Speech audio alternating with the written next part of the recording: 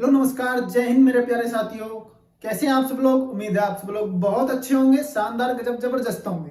मैं कपिल कुमार स्वागत करता हूं आप सभी का आपके प्यारे से यूट्यूब चैनल प्रावी विद्यापीठ पर। बेटा, हम लोगों ने पाषाण काल पढ़ा है। लास्ट क्लास में हम लोग पाषाण काल के बारे में अध्ययन कर रहे थे। तो पाषाण काल में मैंने आपको पूरा पाषाण काल बता दिया और मध्य पाषाण काल बता दिया। एक आपका छोटा सा टॉपिक रह गया है नव पाषाण काल, उसी का एक भाग है। ठीक, तो हमने पाषाण काल का दो पार्ट पढ़ लिया है। कौन कौन सा? आप कहेंगे पुरा पाषाण काल और मध्य पाषाण काल। आज की क्लास होगी आपकी बहुत अच्छे से नव पाषाण काल पर। जो भी बच्चा नया हमसे जुड़ रहा है वो चैनल को सब्सक्राइब कर ले और आगामी वीडियो के लिए बेटा बेल आइकन को भी दबा लीजिए, ताकि आगामी जो आने वाली वीडियो होंगी वो आप तक पहुंच जाए। तो चलिए स्टार्ट करते हैं आज की क्लास को। आज की क्लास में बेटा जैसा कि आप देख रहे हैं नव पाषाण काल, न्यूलिथिक एज। ठीक, नवपाषाण काल की क्लास आज की होगी। चलिए, तो नवपाषाण काल का जो समय है वो आपका कौन सा समय है? तो आप कहेंगे जी 7000 ईसा पूर्व से लेकर के 3000 ईसा पूर्व के मध्य का जो काल है वो नवपाषाण का काल है। मैंने आपको लास्ट क्लास में बताया था कि जो पाषाण काल है, जो आपका पाषाण काल है, ये पाषाण काल को उपकरणों के आधार पर 3 भागों में डिवाइड किया था। ठीक बेटा, किसके आधार पर? उपकरण यानी औजार, औजारों के आधार पर 3 भागों में इसे डिवाइड किया था, यानी बांटा था। पहला आपका कौन सा था? आपका था पुरा पाषाण काल, पुरा पाषाण काल। दूसरा आपका था मध्य पाषाण काल, मध्य पाषाण काल। और तीसरा जो नंबर 3 पर आपका आया था वो था आपका नवपाषाण काल, नवपाषाण काल, नवपाषाण काल। ठीक, तो हमने आपको पूरा पाषाण काल बहुत अच्छे से पढ़ा दिया, लास्ट क्लास में पढ़ाया है। जो भी बच्चे उस क्लास को नहीं देख पाए हैं कृपया उस क्लास को देख लीजिए। दूसरा आपका है मध्य पाषाण काल। ये 2 काल मैंने आपको लास्ट क्लास में बहुत अच्छे से पढ़ाए हैं, बहुत डिटेल में पढ़ाए हैं। ठीक है ना, बहुत ही अच्छे से, बहुत खूबसूरती तरीके से ये आपको लास्ट क्लास में देखने को मिलेंगे। तो आज जो हम अध्ययन करेंगे, आज हम अध्ययन करेंगे किसके ऊपर? आज पढ़ेंगे बेटा नवपाषाण काल को। और इसका जो नवपाषाण का जो टाइम है, इसका वो टाइम जो होगा वो आपका होगा 7000 ईसा पूर्व से लेकर और 3000 ईसा पूर्व के मध्य जो आपका समय आएगा वो आएगा नवपाषाण काल का। ठीक है, तो चलिए करते हैं प्रारंभ। देखिए, नवपाषाण काल, तो नवपाषाण काल शब्द का पहली बार जो प्रयोग किया था वो किसने किया था? जॉन लुबाक ने किया था। किसने किया था? जॉन लुबाक ने किया था। उसकी पुस्तक थी प्री हिस्टोरिक टाइम्स। उस प्री हिस्टोरिक टाइम पुस्तक में उसने पहली बार नवपाषाण काल यानी न्यूलिथिक एज का प्रयोग किया है। वैश्विक स्तर पर इस काल की जो शुरुआत मानी जाती है वो 9000 ईसा पूर्व से मानी जाती है, जबकि भारतीय स्तर पर हमने बताया आपको 7000 ईसा पूर्व से लेकर के 3000 ईसा पूर्व के मध्य इसका समय रहा है। तो जॉन लुबाक ने पहली बार 1865 ईस्वी में प्री हिस्टोरिक टाइम नामक पुस्तक में पहली बार न्यूलिथिक एज यानी नवपाषाण काल शब्द का प्रयोग किया था। नवपाषाण काल के उपकरणों की जो खोज की थी वो सबसे पहले किसने की थी?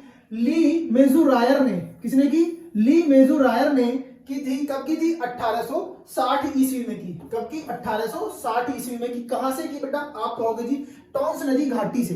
याद रखना, टोंस नदी घाटी से ली मेजुरायर ने पहली बार नवपाषाण कालीन उपकरणों को खोजा 1860 ईस्वी में। इस काल की कुछ मुख्य विशेषताएं हैं। मुख्य विशेषताएं क्यों हैं? क्योंकि देखिए मानव धीरे धीरे विकसित हो जा रहा है। जैसा कि मध्य पाषाण काल और पुरा पाषाण काल में मानव था, लेकिन अब धीरे धीरे समय परिवर्तन हुआ और समय परिवर्तन के साथ साथ मानव में भी परिवर्तन हो रहा है और वो विकसित अवस्था की ओर या विकासशील विकसित अवस्था की ओर बढ़ रहा है। इसकी कुछ विशेषताएं क्या क्या है? आप कहेंगे इसकी कुछ विशेषताओं में पहली विशेषता है पहली बार मानव ने खाद्य उत्पादन करना प्रारंभ किया। खाद्य उत्पादन का अर्थ हो गया यहाँ पर यानी कृषि करना। कृषि करना उसने प्रारंभ कर दिया है पहली बार मानव ने। जैसा कि मैंने आपको लास्ट क्लास में बताया कि पुरा पाषाण काल और मध्य पाषाण काल में मानव कैसा था, खाद्य संग्राहक था, शिकारी था पूर्ण रूप से। हालांकि शिकार यहाँ पर भी कर रहा है, लेकिन यहाँ शिकार के साथ साथ वो क्या कर रहा है, अब कृषि करना उसने प्रारंभ कर दिया है। ध्यान रखना, तो कृषि जो की जाती थी वो महिलाओं, बेसिकली किसके द्वारा, महिलाओं के द्वारा कृषि की जाती थी, ठीक है ना, महिलाओं के द्वारा कृषि की जाती थी। यानी श्रम विभाजन हो गया है। श्रम विभाजन का कार्य है, यानी आपका पुरुष लोग कौन सा कार्य करेंगे, महिलाएं कौन सा कार्य करेंगी, यहाँ आकर के धीरे धीरे जो है श्रम विभाजन भी होता जा रहा है। पहली बार यहाँ पर पहिए का आविष्कार हुआ। कई बार एग्जाम में पूछा जाता है कि पहिए का आविष्कार किस काल में हुआ, ठीक। और चाक का प्रारंभ भी इसी काल में हो जाता है। किसका, चाक का प्रारंभ, ठीक। और चाक पर बने मृदभांड का भी प्रारंभ इसी काल में हुआ। जब चाक बन गया है तो उस पर क्या बनेंगे, मृदभांड बनेंगे, मिट्टी के बर्तन बनेंगे, और उनका प्रयोग जो है नवपाषाण काल में आपको देखने को मिलेगा, ठीक। आगे देखते हैं, मानव जो है परिवार जैसी व्यवस्था और विवाह जैसी परंपराएं सीख चुका था। अब समझना है ध्यान से, यानी मानव कैसे, अब मानव परिवार एकजुट होकर के परिवार के रूप में रह रहा है। अब परिवार रहेगा तो स्थायी जीवन होगा, ठीक है। कृषि करेंगे तो स्थायी जीवन होगा। ऐसा तो है नहीं कि भाई कृषि करके छोड़ गए हैं और फिर आगे जाकर बस गए। जहां पर कृषि करेंगे स्थायी जीवन होगा, और स्थायी जीवन होगा तो लोग आपसी एकजुट होंगे और परिवार जैसी परंपराएं वहां देखने को आपको बहुत अच्छे से मिलने वाली है, ठीक। और विवाह जैसी परंपरा भी यहाँ देखने को आपको मिलेगी। अर्थात मानव धार्मिक आस्था में विश्वास करने लगा। क्या, मानव धार्मिक आस्था में विश्वास करने लगा। धार्मिक आस्था में विश्वास करने लगा तो इसका मतलब ये नहीं है कि वहां पर मंदिर जैसी परंपराएं आ गई हैं या आपका मूर्ति पूजाएं होने लगी हैं, ऐसा कुछ नहीं है। केवल मानव जो है वो धीरे धीरे प्रकृति की पूजा करना प्रारंभ करता है। किसकी पूजा, प्रकृति की पूजा, पेड़ पौधों की पूजा, पशुओं की पूजा, वृक्षों की पूजा, ठीक है ना। इस प्रकार से मानव जो है धार्मिक आस्था में बढ़ता जा रहा है। इन विकासों से मानव जीवन में बहुत परिवर्तन देखने को मिला, जिसे एक व्यक्ति है गार्डन चाइल्ड, क्या नाम है उनका, गार्डन चाइल्ड। गार्डन चाइल्ड ने इसे नवपाषाण कालीन क्रांति की संज्ञा दी है। किसकी क्रांति की संज्ञा दी, नवपाषाण कालीन क्रांति की संज्ञा दी है। आप सब लोग बहुत अच्छे से समझ गए होंगे कि नवपाषाण कालीन जो विशेषताएं हैं मैंने आपको बताई। सबसे पहली बात नवपाषाण काल में क्या याद रखनी है कि किसने सबसे पहले नवपाषाण कालीन जो शब्द है उस शब्द का प्रयोग किया, आप कहेंगे जी जॉन लुकबार्ग ने किया। किसने किया, जॉन लुकबार्ग ने किया। अपनी पुस्तक प्री हिस्टोरिक टाइम्स में किया। और नवपाषाण कालीन उपकरणों को सबसे पहले ली मेजूर रायर ने 1860 में खोजा था। कहां से खोजा था, आप कहोगे जी टॉन्स नदी घाटी से खोजा था। इसकी कुछ विशेषताएं, जैसे कृषि प्रारंभ हो गया है इस काल में। दूसरा, मानव जो है आपका क्या करने लगा, कृषि करने के साथ साथ शिकार तो करता ही है, लेकिन कृषि के साथ साथ उसका स्थायी जीवन और आवास भी प्रारंभ हो गया।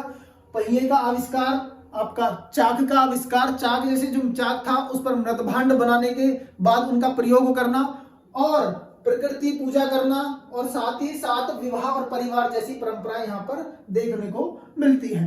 अब नवपाषाण काल के कुछ स्थल हैं, वेरी वेरी इंपॉर्टेंट है आपके एग्जाम के लिए, ठीक है, तो उन्हें हम लोग देख लेते हैं। चलिए देखते हैं, सबसे पहला जो स्थल आएगा वो आएगा आपका मेहरगढ़। बहुत ही इंपॉर्टेंट है एग्जाम की दृष्टि से। मेहरगढ़ बहुत ज्यादा इंपॉर्टेंट है एग्जाम में, कई बार यहां से सीधा डायरेक्ट प्रश्न पूछा जाता है। तो आपसे पहली बात तो ये पूछा जाए कि मेहरगढ़ पड़ता कहां पर है। आप कहोगे जी मेहरगढ़ पाकिस्तान के कहां पर पड़ेगा, बलूचिस्तान प्रांत में। कहां, बलूचिस्तान प्रांत में, पाकिस्तान के बलूचिस्तान प्रांत में बोलन नदी घाटी के तट पर स्थित है। इसका जो उत्खनन कार्य है वो सबसे पहले 1975 ईस्वी में इसका उत्खनन कार्य जे फ्रांसोया जेलिस ने कराया था। किसने कराया था, 1975 यानी 1975 ईस्वी में इसका उत्खनन कार्य जे फ्रांसोया ने कराया था। इस स्थल में कृषि का प्राचीनतम प्रमाण मिला। ये आपके लिए बेहतरीन पॉइंट है या फैक्ट है आपके लिए।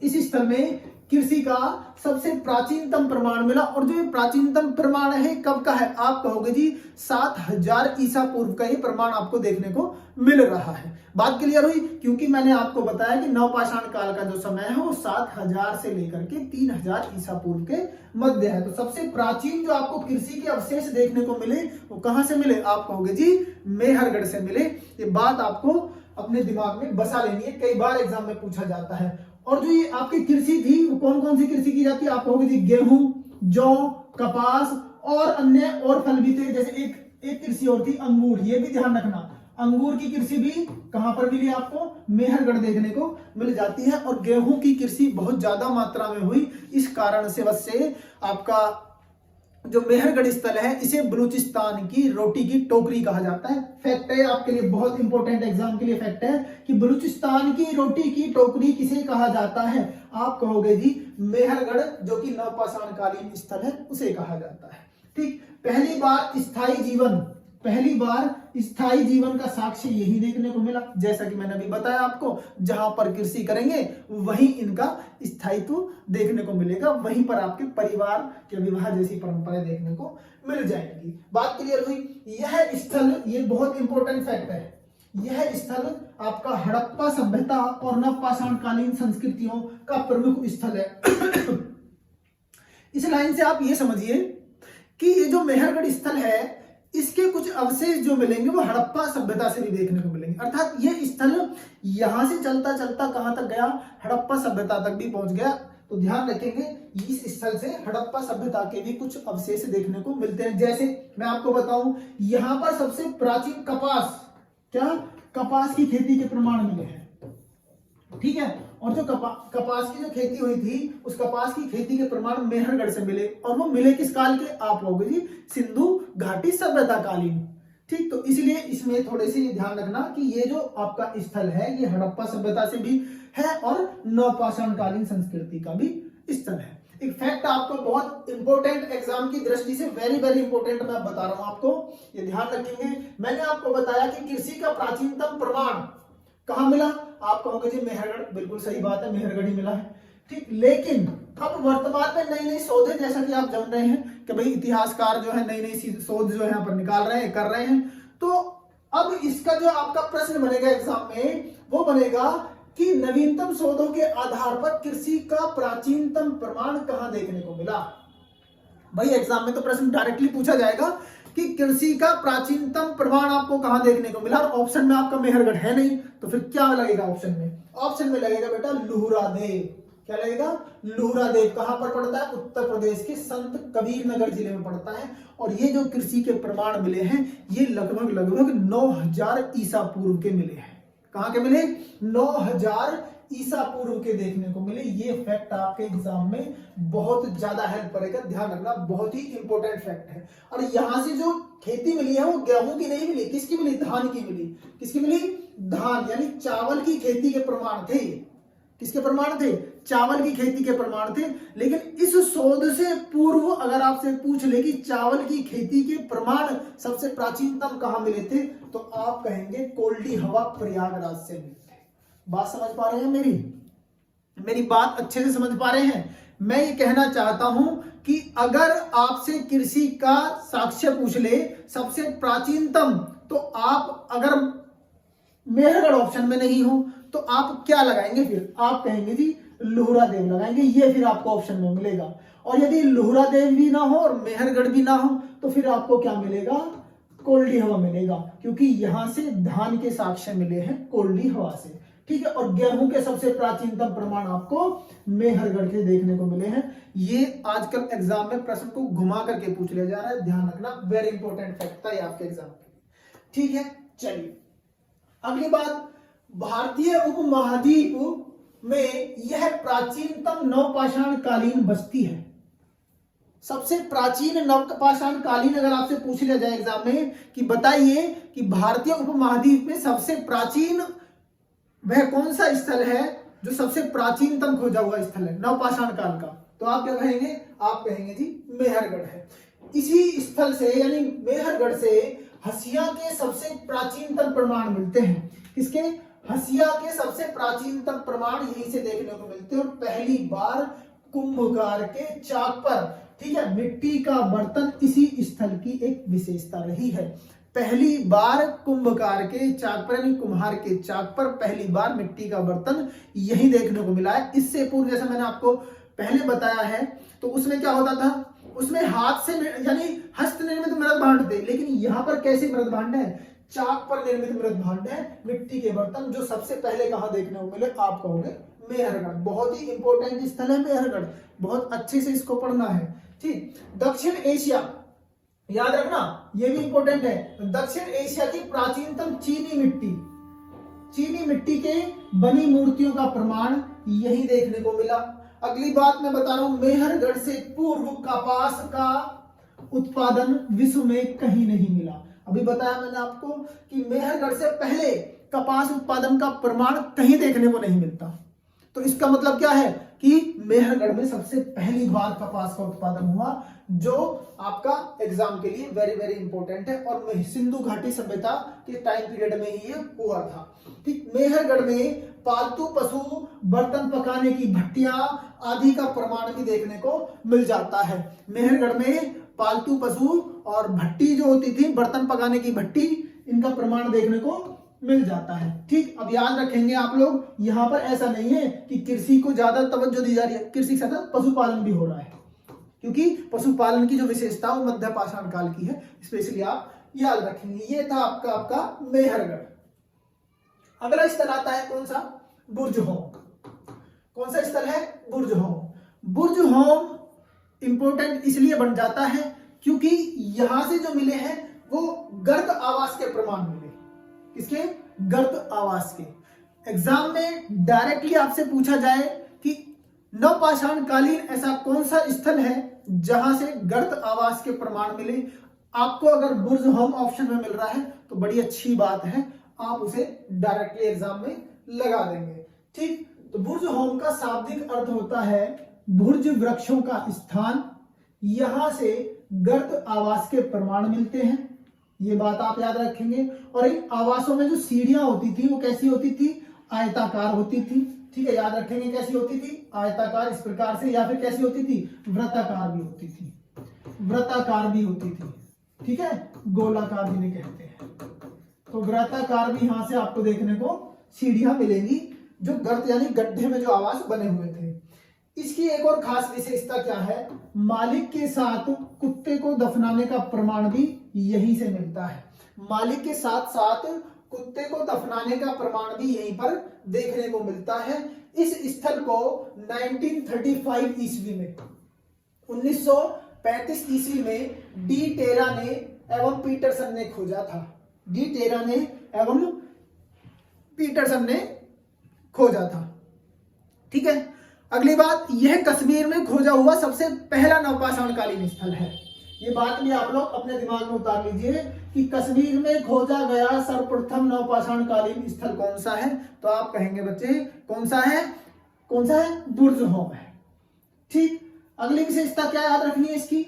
ये याद रखनी है कि मानव मस्तिष्क पर शल्य चिकित्सा पर किए जाने वाला प्रमाण मिलता है। यानी मानव के मस्तिष्क पर पहली बार क्या हुआ था? शल्य चिकित्सा हुआ था। ठीक है, ध्यान रखेंगे, शल्य चिकित्सा हुआ था मानव के मस्तिष्क पर। यह प्रमाण आपको बुर्जहोम से देखने को मिलता है। दूसरी बात ये याद रखेंगे कि महिला द्वारा हिरण के आखेट का चित्रांकन 2 शिलाओं पर देखने को मिला। महिला द्वारा हिरण के आखेट, आखेट का मतलब अगर हिरण का आखेट कर रहे हैं तो इसका मतलब अभी भी क्या करते हैं? शिकार करते हैं ना। तो महिला द्वारा हिरण के आखेट का चित्रांकन 2 पत्थरों पर या 2 शिलाओं पर, जो पत्थर की शिलाएं थी उन पर देखने को यहाँ मिला है। ठीक, अगली बात, पशुओं का जो स्वतंत्र रूप से दफनाए जाने का प्रमाण यहीं पर मिलता है। इसकी एक खास विशेषता है, मुख्य विशेषता है। पशुओं के साथ भी दफनाया जा रहा है, जैसा कि मैंने अभी बताया आपको, मालिक के साथ कुत्ते को दफनाए जाने का प्रमाण। लेकिन पशुओं को स्वतंत्र रूप से अलग से भी दफनाए जाने का प्रमाण बुर्जहोम से ही देखने को आपको मिलेगा। ये बात भी आप लोग याद रखेंगे। जैसे कुत्ता अलग दफनाया गया, भेड़िया, हिरण आदि और जानवर भी अलग से दफनाए जाने के प्रमाण यहाँ देखने को हमें मिले हैं। अगला आता है आपका गुफकराल, बहुत ही इंपॉर्टेंट है ये भी। ठीक है, और यहां से भी आपका गर्त आवास देखने को मिल जाएंगे आपको। ठीक है, गुफकराल ये भी आपका कहाँ है भाई? ये भी आपका कश्मीर के क्षेत्र में या जम्मू कश्मीर में देखने को मिलेगा। इसकी खोज 1962 ईस्वी में हुई। किस व्यक्ति द्वारा की गई थी भैया? आप कहोगे जी 1981 ईस्वी में A.K. शर्मा द्वारा इसका उत्खनन कार्य किया गया है। ठीक, 1981 में इसका उत्खनन कार्य किसने किया? A.K. शर्मा ने किया। इसका जो शाब्दिक अर्थ होता है गुफकराल का, वो क्या होता है? आप कहोगे कि गुफकराल का शाब्दिक अर्थ है कुम्हार की गुफा। क्या है?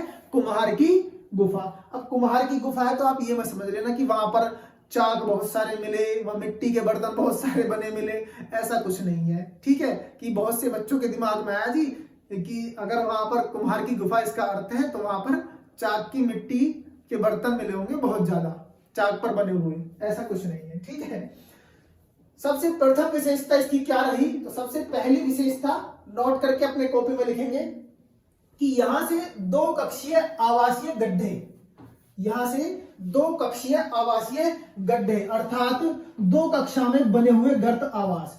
कहने का मतलब वर्तमान में कहें तो 2 कक्षा अर्थात 2 रूम के, ठीक है, 2 रूम वाले आवास जो यहां देखने को मिले गुफकराल में। हड्डी की बनी छिद्र वाली सुई मिली। भाई अगर आपको यहां सुई देखने को मिल रही है, ठीक, और उस सुई में क्या है? छिद्र भी है, अर्थात उसमें क्या पिरोते होंगे? धागा पिरो करके सिलाई करते होंगे। तो कहीं ना कहीं सिलाई भी ये लोग करते थे। ध्यान रखेंगे, हड्डी की बनी छिद्र वाली सुई मिली है, जिससे ऐसा प्रतीत होता है कि यहाँ किसका काम होता था? टेलरिंग का काम होता था। यहाँ पर सिलाई का भी काम होता था। किसका काम होता था? आप कहेंगे जी सिलाई का भी काम यहाँ देखने को मिलेगा। क्लियर हुआ? मिट्टी की बनी हुई चूड़ियां, महिलाएं अपना श्रृंगार करने में भी व्यस्त होती जा रही हैं अगर चूड़ियां मिल रही हैं। ठीक, तो चूड़ियां मिली मिट्टी की बनी हुई, तो ये भी याद रखेंगे। पत्थर की चक्की, चाक निर्मित मृदभांड, ध्यान रखेंगे, ये भी मृदभांड भी देखने को मिले। भाई वैसे भी इसका क्या है? कुम्हार की गुफा लिखा हुआ है, तो यहाँ पर चाक से निर्मित मृदभांड भी आपको देखने को मिलेंगे। और पत्थर की चक्की मिली है जिसमें गेहूं पीसा जाता है। ठीक है, पत्थर की चक्की देखने को मिली है। वेरी वेरी इंपॉर्टेंट बात ये आपको लगानी है। अगली बात, यहां से चूना से बना फर्श मिला। चूने से बना फर्श, मिट्टी की बनी दीवार मिली।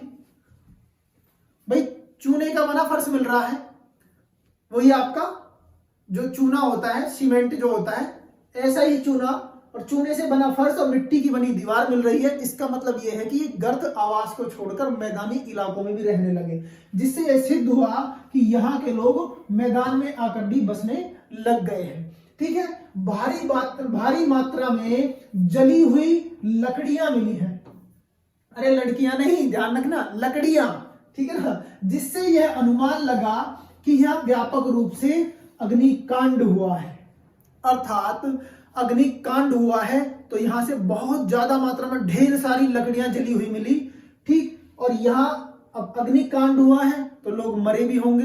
लेकिन बेटा ये फैक्ट है किसका? गुफकराल साइट का। नवपाषाण कालीन की जो आपकी गुफकराल साइट है, यहां से अंत्येष्टि के साक्ष्य देखने को नहीं मिले हैं। यह आपका फैक्ट है, यहां का ध्यान रखना। नोट करके इसलिए लिखाता हूं ताकि आप लोग अच्छे से याद रखो, यहां अंत्येष्टि के साक्ष्य नहीं मिले हैं। बात समझ में आई? ये था गुफकराल, आपका बहुत इंपॉर्टेंट फैक्ट है। बच्चे मेरे सब लोग अपनी कॉपी और पेन लेकर के मेरी क्लास को देखा करें और अच्छे से सुंदर से नोट्स बनाते चलिए। आपको आगे आने वाले जो पेपर होंगे ना, बहुत कामयाबी मिलेगी इन क्लासों से। बहुत अच्छे से इन क्लासों को देखते चलिए। इतना सारा मटेरियल इतने अच्छे तरीके से मैं आपको क्लासों को प्रोवाइड करा रहा हूं और आप लोग बहुत अच्छे से भी हमें प्यार देते रहेंगे तो और आगे बहुत अच्छे कंटेंट के साथ मैं आपको क्लास देता ही रहूंगा प्रॉपर। ठीक है, इतिहास सब्जेक्ट को बोरिंग मत मानिए। जब आप लोग बहुत अच्छे से इसको पढ़ेंगे, इसमें अंदर तक गहराई तक जाएंगे ना, तो बहुत इंटरेस्ट आने लगेगा आपको इसको सब पढ़ने में। बहुत अच्छा सब्जेक्ट है अपने आप में। और एग्जाम की दृष्टि से देखें तो आपके लिए यहां से प्रश्न ढेरों बन जाते हैं। बहुत से कहते हैं कि भाई जी पाषाण काल से एक आध प्रश्न आता है, ऐसा कुछ नहीं है बेटा। जब एग्जामिनर पूछेगा ना यहाँ से, और जिस बच्चे ने क्लासें देखी होंगी और वो पढ़ेगा इसे, तो वो बिल्कुल सही और करेक्ट करके आएगा उसे। और जो नहीं देख पाएगा तो वो कैसे सही कर पाएगा इसे। ठीक है, तो बहुत अच्छे से सुंदर नोट्स बना करके इस क्लास को देखते चलिए। ठीक है, चलिए आगे बढ़ते हैं। और आगे एक स्थल आता है, कौन सा? महगढ़ा। कौन सा है? महगढ़ा। एक स्थल बताया था मैंने, महदहा। यह आपको याद होगा, मैंने मध्य पाषाण काल में आपको एक स्थल बताया था, महदहा, प्रतापगढ़, उत्तर प्रदेश से। लेकिन ये क्या नाम है? महगढ़ा, महगढ़ा जो स्थल है वो नवपाषाणकालीन स्थल है, ये बात आप लोग ध्यान रखेंगे। ठीक है, तो यहां से पशुओं का आयताकार बाड़ा जिसमें 3 द्वार बने हुए थे, आयताकार बाड़ा। अब आयताकार इस प्रकार से बना हुआ होगा पशुओं का बाड़ा, जहां पर पशु इकट्ठा रहते हैं, एक जगह रहते हैं। इसमें कितने गेट थे? 3 गेट लगे हुए थे, एक तरफ छोड़ रखा होगा। ठीक है, और इस तरफ ही क्या है, पशु रहते होंगे, और इसमें 3 गेट बने हुए थे। तो ध्यान रखना 3 द्वार इसमें बने हुए थे, पशुओं का आयताकार बाड़ा देखने को यहाँ मिला। यहाँ के बर्तनों पर धान की बालियों की छाप मिली, धान की बालियों की छाप। जैसे बर्तन होते थे तो उनकी जो आपका मिट्टी का जैसे बर्तन तैयार हुआ तो गीले बर्तन पर ही धान की बालियां चिपका दी और उनकी छाप बना करके छोड़ दिया, इसका मतलब एक प्रकार से डिजाइन बन गया। ठीक, तो धान की बालियों की छाप आपको महगढ़ा से देखने को मिली। अगली बात, घर की सीढ़ी। ठीक है ना, घर जो थे, यहाँ के जो घर बने हुए थे वो कैसे बने हुए थे? आप कहोगे सीधी पंक्ति में ना बन करके कैसे थे? वलयाकार थे। घर सीधी पंक्ति में बने हुए नहीं थे। घर कैसे बने हुए थे? आप कहोगे वलयाकार। वलयाकार मतलब इस प्रकार से वलय के आकार के बने हुए थे। इनका जो मुंह था वो वृत्ताकार, ये वलयाकार बन के इनका मुंह अंदर की तरफ था। ठीक है, इस प्रकार से थे ये घर, लेकिन ये सीधी एक पंक्ति में नहीं हुआ करते थे। इस प्रकार से ये घर नहीं हुआ करते थे। ध्यान रखना, जैसे ये वाला घर बना दिया, इसका गेट, इसका दरवाजा, इसका दरवाजा। ठीक है, इस तरीके से नहीं थे, ये कैसे थे? वलयाकार थे। ये इसकी खास विशेषताएं हैं महगढ़ा की, आपसे पूछा जा सकता है ये प्रश्न एग्जाम में। चिड़िया की हड्डियां भी यहाँ की एक मिलना एक मुख्य विशेषताओं में देखी जाती है। चिड़िया की, जो चिड़िया होती है आपकी पक्षी है, उसकी जो हड्डियां मिली, ये इसकी मुख्य विशेषताओं में देखी जाती है। अगली बात, एक नोट लिखवाए मैंने हमें कुछ, तो नोट में है चौपानी मांडो, जहां से पुरापाषाण कालीन, मध्य पाषाण कालीन और नवपाषाण कालीन तीनों कालों का प्रमाण आपको चौपानी मांडो से देखने को मिलता है। कुछ ऐसे स्थल यहां पर देखने को मिले आपको जहां से कई कालों की जानकारी मिली है। तो उनमें कौन सा काल है, कौन सा स्थल है? चौपानी मांडो। तो चौपानी मांडो जहां से पुरापाषाण काल, मध्य पाषाण काल और आपका नवपाषाण काल तीनों की जानकारी यहां देखने को मिलती है। फैक्ट है आपके एग्जाम के लिए बहुत इंपॉर्टेंट है। दूसरा फैक्ट क्या है? ब्रह्मपुत्र नदी घाटी से, किसे? ब्रह्मपुत्र नदी घाटी से 1867 ईस्वी में जॉन लुबाक ने नवपाषाण कालीन उपकरणों की खोज की थी। कहने का मतलब यहां यह है कि भारत में आपका उत्तर भारत और कुछ दक्षिण भारत के क्षेत्रों में तो प्रमाण मिले ही है, लेकिन पूर्वोत्तर भारत में भी प्रमाण मिले, जिन्हें किसने खोजा? जॉन लुबाक ने कुछ नवपाषाण कालीन जो औजार थे, उपकरण के, उनको खोजा था ब्रह्मपुत्र नदी घाटी यानी पूर्वोत्तर भारत। ब्रह्मपुत्र नदी घाटी में बलुआ पत्थर, क्वार्टजाइट पत्थर के साथ साथ हरे रंग के पत्थर, इंपॉर्टेंट फैक्ट है बेटा आपके एग्जाम के लिए, नोट करके लिखना है वाला पॉइंट, हरे पत्थर का भी प्रयोग हुआ था। यानी लाल बलुआ पत्थर हो गया आपका, क्वार्टजाइट पत्थर हो गया, और कौन सा? हरे पत्थर का भी प्रयोग यहां पर हुआ, जो हरे रंग का होता है। इस घाटी के जो स्थल हैं असम, मेघालय, मणिपुर, नागालैंड इत्यादि स्थलों से देखने को मिलते हैं। ठीक है, कहां से मिले? आप कहोगे जी इस घाटी के जो स्थल हैं आपका असम, मेघालय, मणिपुर, नागालैंड इत्यादि जो क्षेत्र हैं वहां से देखने को मिले हैं। ठीक है, चलिए अगला जो आएगा आपका, अगला एक स्थल है आपका चिरांद। आपके एग्जाम के लिए बहुत इंपॉर्टेंट है ये भी। चिरांद जो स्थल है ये आपका कहां पड़ता है? आप कहोगे बिहार राज्य में। बिहार राज्य में 4 नदियों के संगम पर ये आपका स्थल पड़ता है, ये साइट पड़ती है। नदियां कौन कौन सी है? गंगा, सोन, गंडक और घाघरा नदी। 4 नदियों के संगम पर देखने को चिरांद स्थल आपको देखने को मिलेगा। यहां से भारी मात्रा में मानव जो ये अस्थि, मानव नहीं अस्थि, अस्थि मतलब हड्डी, हड्डी से निर्मित उपकरण मिले, हड्डी से निर्मित उपकरण मिले, और हिरण के सींग से निर्मित भी उपकरण, जो सींग हिरण के होते हैं, 12 सींगा जो हिरण होता है, उस सींग के हिरण भी, जो हिरण के सींग थे उससे निर्मित औजार भी देखने को मिले, और अस्थि यानी हड्डी से निर्मित औजार भी चिरांद से देखने को मिलते हैं। इस स्थल को सार्वजनिक भोजन बनाने का केंद्र माना गया। सार्वजनिक भोजन बनाने का केंद्र से मतलब ये हो गया, अर्थात यहाँ पर बहुत सारे लोगों का इकट्ठा भोजन बनता होगा, यानी बहुत ज्यादा भोजन बनता होगा सभी के खाने के लिए। ऐसा क्यों कह रहे हैं? क्योंकि यहाँ से बहुत ज्यादा मात्रा में क्या मिले? चूल्हे के समूह की प्राप्ति हुई। जब भाई जहां पर ज्यादा मात्रा में चूल्हे होंगे तो चूल्हों में आग जला करके उनका जो है खाना भी बनाया जाता होगा, ठीक है। क्योंकि अब देखो मानव नवपाषाण काल में आ गया और वो आग का प्रयोग जो है करने लगा है, और अपने अब जो उनका घरेलू जीवन है उस जीवन में, अपने निजी जीवन में भी वो आग का प्रयोग करने लगा है, ठीक। घरों के जलने के प्रमाण मिले हैं यहां से, यानी अग्निकांड हुआ होगा। लोग क्या करते थे? खेती, धान की खेती, मसूर की खेती, मूंग की खेती, जौ, गेहूं आदि की खेती यहाँ के लोग करते थे, ठीक। यहाँ के लोग कैसे रहते थे? आप कहोगे जी व्रताकार झोपड़ियां बनाकर रहते थे। क्या रहते थे? व्रताकार झोपड़ियां बना करके यहाँ के लोग रहते थे। कैसी झोपड़ियां हैं? व्रत के आकार की। जबकि पीछे जो मैंने आपको स्थल बताया है अभी, वहां कैसी झोपड़ियां थी? आप कहोगे जी वलयाकार झोपड़ियां थी। कहां पर? जो आपका महगढ़ा है, वलयाकार। लेकिन चिरांद में कैसी बताई है मैंने आपको? आप कहोगे जी चिरांद में बताई है आपका व्रताकार झोपड़ियां।